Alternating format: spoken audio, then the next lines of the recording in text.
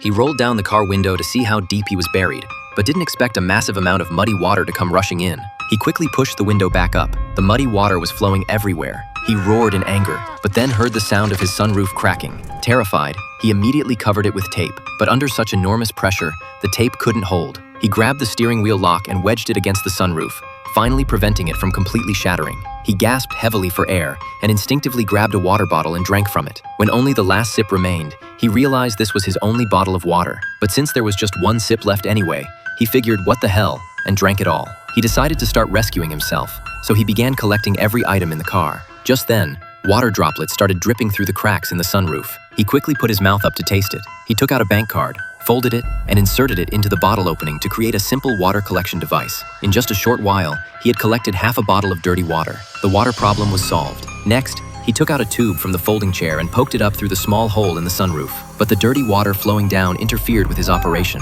so he quickly plugged the hole with newspaper. Using a nail clipper, he poked a small hole in a water bottle cap, tied it securely with string, and threaded it up through the tube. Then he poked the tube up through the sunroof.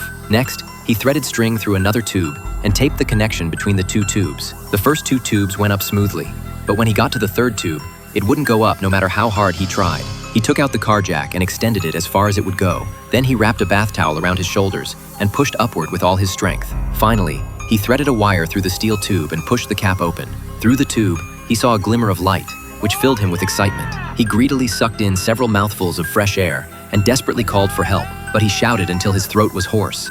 Yet there was no response whatsoever. So he used the nail clipper to cut the rope, took out newspaper and matches, hoping to attract attention from outside with thick smoke. But this was inside a car. Soon the thick smoke engulfed the entire cabin.